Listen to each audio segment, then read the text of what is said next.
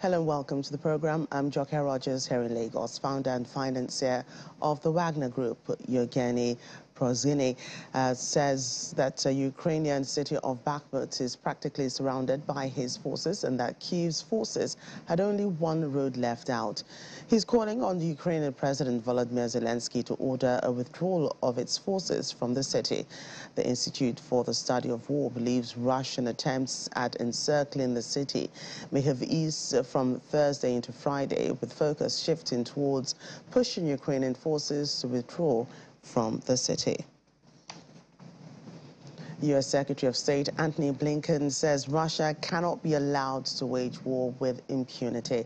He was speaking after meeting his counterparts from India, Japan and Australia on the sidelines of the G20 meeting in New Delhi. In a statement issued after the event, the group also said that the use of or threat of use of nuclear weapons in Ukraine is inadmissible. We allow with impunity Russia to do what it's doing in Ukraine, then that's a message to would-be aggressors everywhere that they may be able to get away with it too. This is not a military, but this is just practical cooperation, and we don't trying to exclude anybody. This is open architecture. So one thing we would like to say is to just abide by the law, international institutions, and as long as even China abide by the law of the international norm, and also act under the international institutions standards and laws, then this is not the conflicting issues between China and the Quad. There are three big issues that the world needs to address and the Quad needs to address. And Quad can make a difference.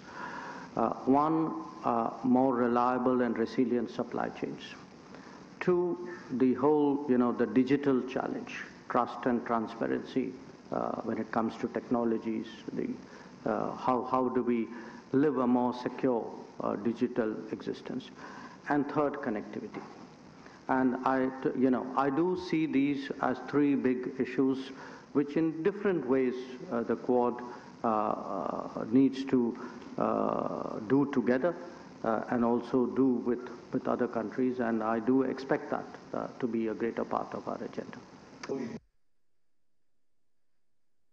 Well, still on the sidelines of the G20 meeting, where Mr. Blinken told the Russian Foreign Minister Sergei Lavrov to end the war while urging Moscow to reverse its suspension of the New START nuclear treaty.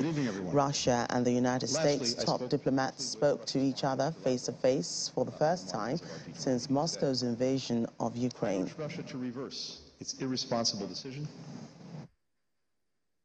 Lastly, I spoke briefly with Russia's Foreign Minister Lavrov on the margins of our G20 meeting today.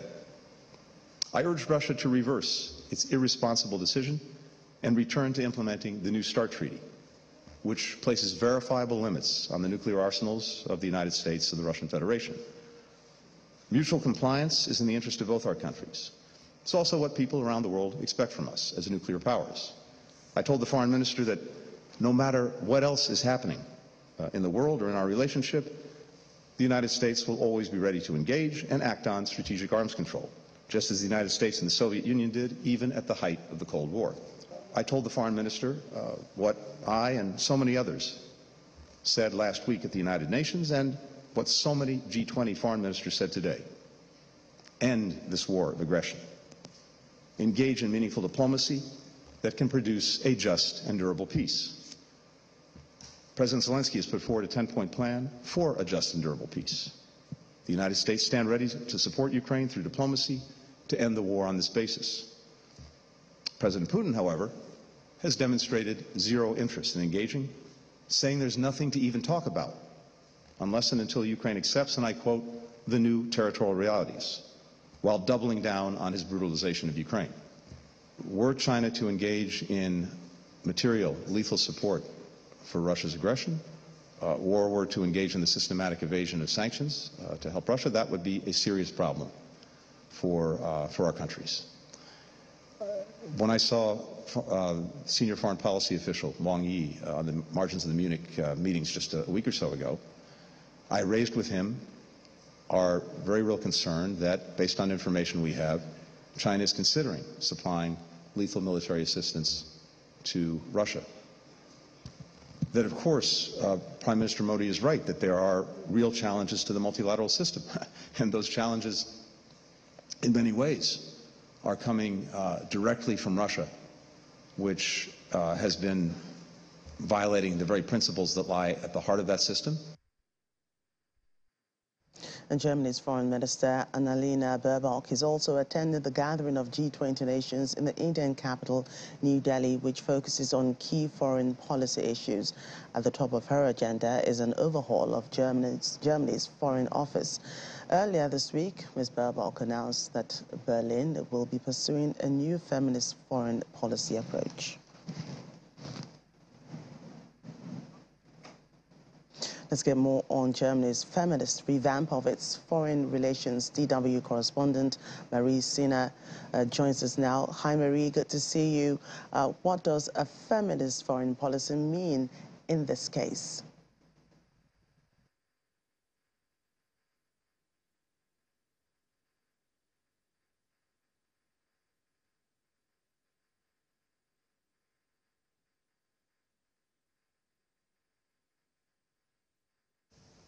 Well, according to Germany's top diplomat, Annalena Baerbock, it means acknowledging that half of the world are women and that this half is not being heard enough and that needs to change. She also emphasized that her feminist foreign policy approach is not only about women, but about all marginalized members of society, and that it's really a self-evident approach.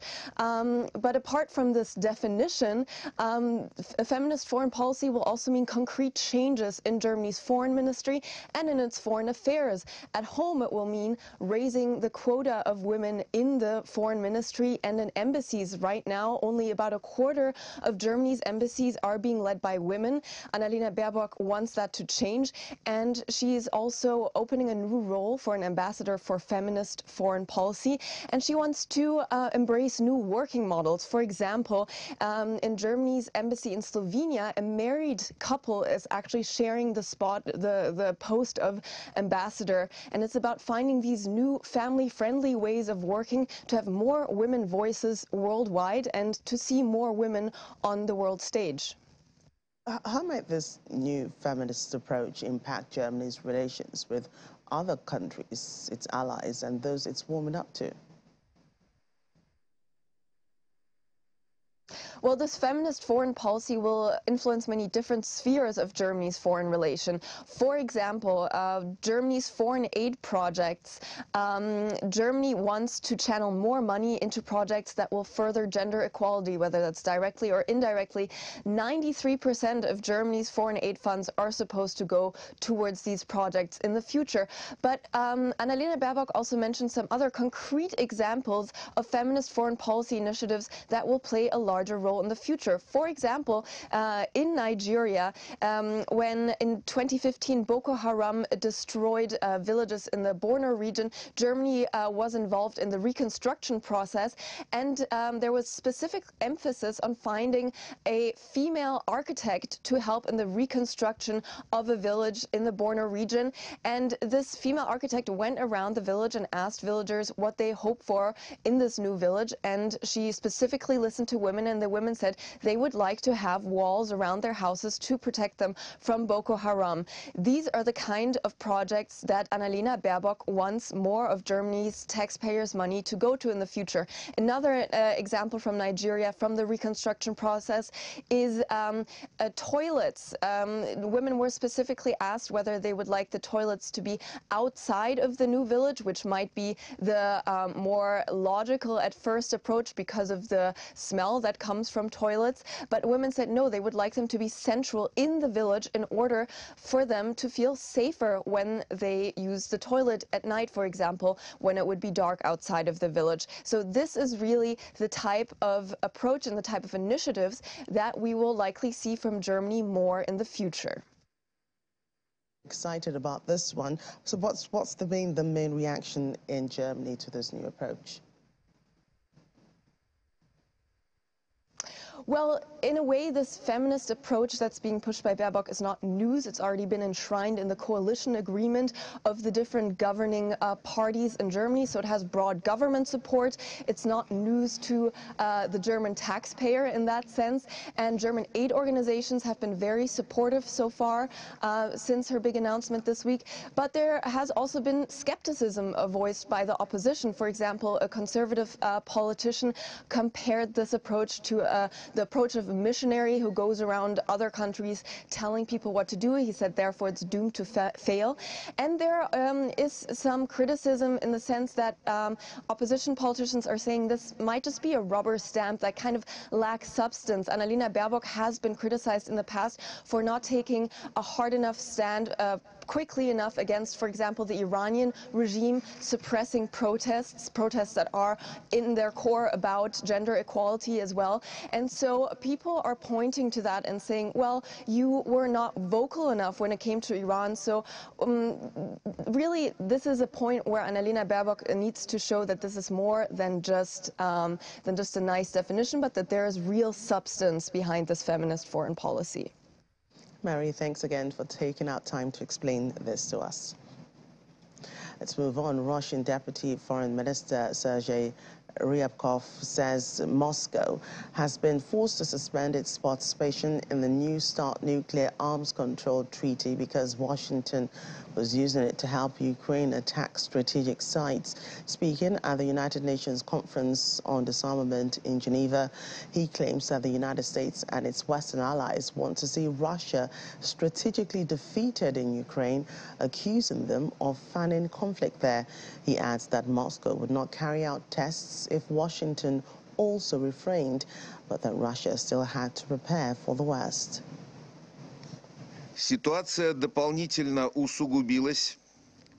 The situation has further degraded following the U.S. attempts to probe the security of the Russian strategic facilities declared under the New START treaty by assisting the Kiev regime in conducting armed attacks against them.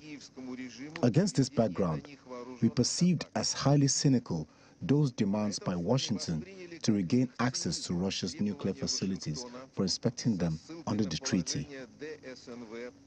This is especially so in the current circumstances, when the U.S., together with other Western countries, including nuclear states such as France and the United Kingdom, have set their course with the goal to strategically defeat Russia in a total hybrid war unleashed against U.S., which is contrary to the fundamental principles and general political understandings enshrined in the preamble of the New START treaty. Under these circumstances, we were forced to announce the suspension of the treaty.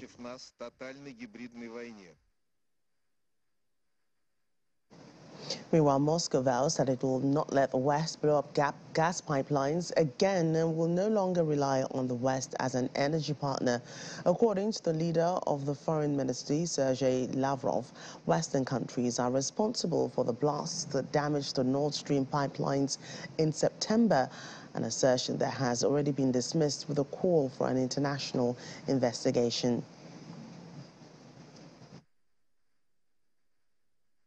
We would not anymore rely on any partners in the West.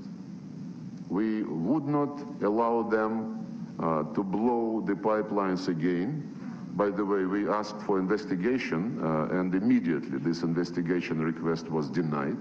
The Americans called it a nonsense, and when Seymour Hersh published his findings, you saw what the reaction of Europeans and the Americans was. Germany was humiliated, and physically and morally and in any other way. The energy policy of Russia will be oriented towards reliable partners, credible partners. India and China are certainly among them. In the meantime, U.S. State Department spokesperson Ned Price says the U.S. is not expecting formal senior dialogue with Russia in the near term. Mr. Price, however, stated that the U.S. believes in diplomacy and is open to negotiations. We're not expecting any more formal senior level dialogue in the near term. Of course, we're always going to remain open to dialogue. We believe in dialogue. We believe in diplomacy, especially even when times are tense, especially when the state of our relationship is as it is now, and as the Russians are perpetrating what they're doing against Ukraine. There are issues that are of profound importance to the United States, but also issues that are of profound importance to the rest of the world. But there was no agreement or consensus coming out of that brief encounter for any sort of follow-up discussion, but we're always going to take advantage of opportunities to convey our interests in manners that are clear and direct whenever we can. First, what this was not, as opposed to what it was. You heard from the Secretary this was a rather brief encounter with Foreign Minister Lavrov. This was not a bilateral meeting. This was not a protracted discussion between the two.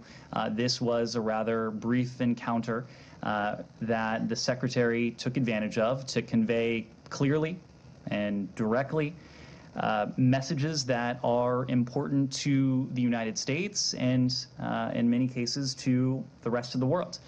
The Secretary outlined those three messages. His first was on New START. And again, we've spoken extensively to this since the Russian Federation suspended its implementation of the New START treaty, because it's not only a concern for the United States as a responsible nuclear power, but it should be, and in fact is, a concern for the rest of the world, as the rest of the world expects Russia and the United States, just as we did with the Soviet Union during the course of the Cold War, to cooperate and to engage in talks on strategic stability and arms control.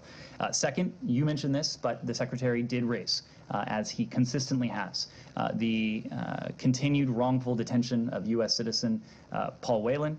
He noted that we had put a proposal on the table. He, again, encouraged Russia to accept it. And third, he underscored our continued commitment to Ukraine, including the proposals that we've heard from President Zelensky and his government for a just and durable peace, a peace that respects the UN Charter, as well as the principles of sovereignty and territorial integrity. The Pentagon has also refuted claims that the United States is providing Ukraine with intelligence for targets inside Russia, calling the Russian accusations nonsense. Pentagon spokesperson Brigadier General Pat Ryder says that the U.S. is not at war with Russia, and neither does it seek war with Russia. I have seen some press reporting from Russian officials, first of all, alleging that the U.S. was somehow providing information to enable these types of attacks.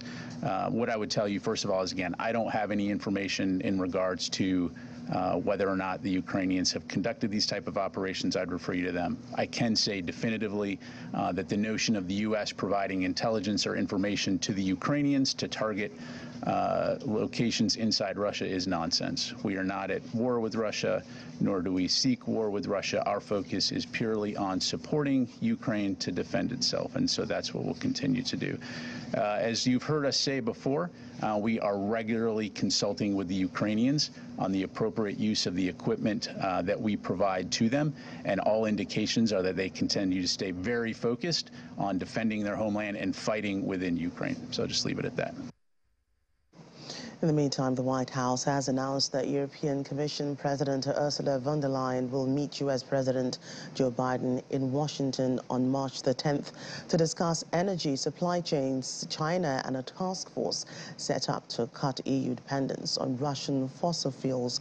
White House National Security spokesperson John Kirby says both leaders will also discuss support for Ukraine, security challenges, and coordination to combat the climate crisis.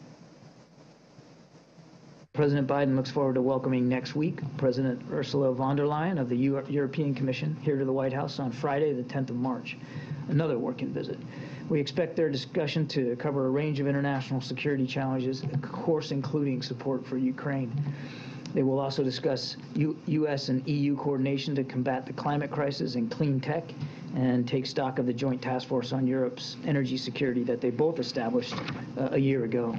Welcome back as we continue with our coverage of Russia's invasion of Ukraine. Attorney General for England and Wales, Victoria Prentice, has visited suburbs in Kiev region damaged in the invasion to show support for Ukraine's war prosecution efforts. Ms. Prentice toured damaged buildings in Borodyanka and was met by Ukrainian Prosecutor General Andriy Kostin in Bucha. The two officials placed a wreath on a mass grave memorial and visited the local memorial museum. Britain and many other countries and international organizations have pushed for those guilty of crimes, including war crimes in Ukraine, to be held accountable.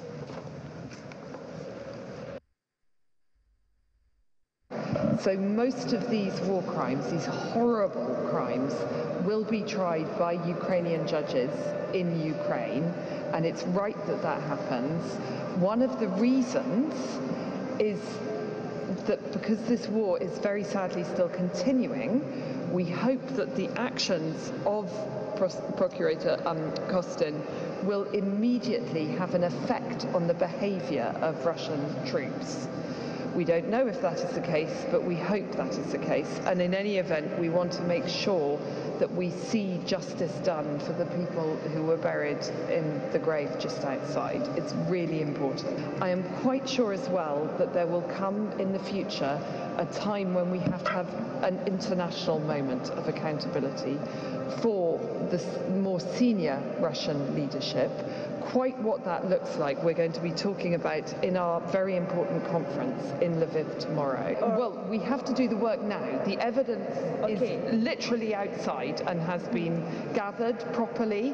I've very sadly seen the bones from some of the people who were buried outside. I've seen them in a laboratory in The Hague some months ago now. So it's right that we do that work. We must do that work to preserve the evidence so that when it comes, these trials can be as effective as they possibly can.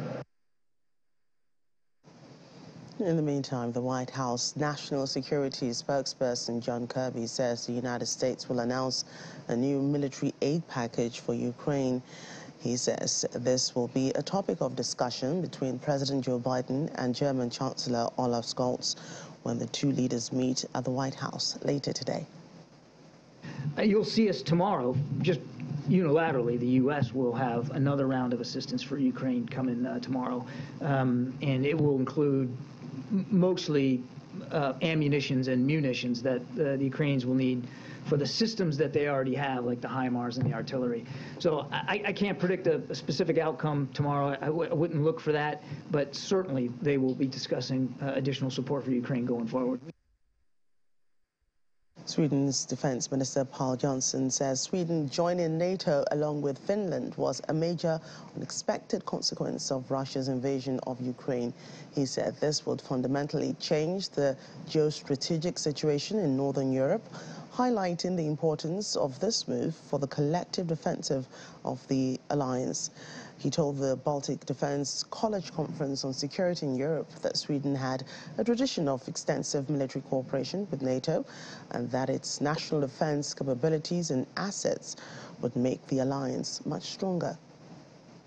NATO is about to be enlarged with 2 new members, Sweden and Finland, whereby the geostrategic situation in the Northern Europe will change fundamentally and make us all stronger. Meanwhile, the war rumbles on with no end in sight, and despite the heavy losses of personnel and equipment, there's no signs that Russia has changed its strategic objectives to dominate Ukraine in clear contravention of international law. In Northern Europe, the geostrategic landscape is undergoing important change as Sweden and Finland are making their way into NATO. If Moscow had one strategic goal with my country and with Finland, I think it was to keep us outside of NATO. 3 months after this war started, Sweden and Finland, hand in hand, applied for NATO membership. That is the mother of all unintended consequences for Russian geostrategic thinking, believe me.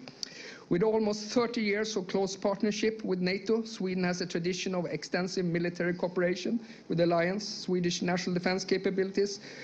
We have assets and capabilities who we think will make NATO's collective defense stronger.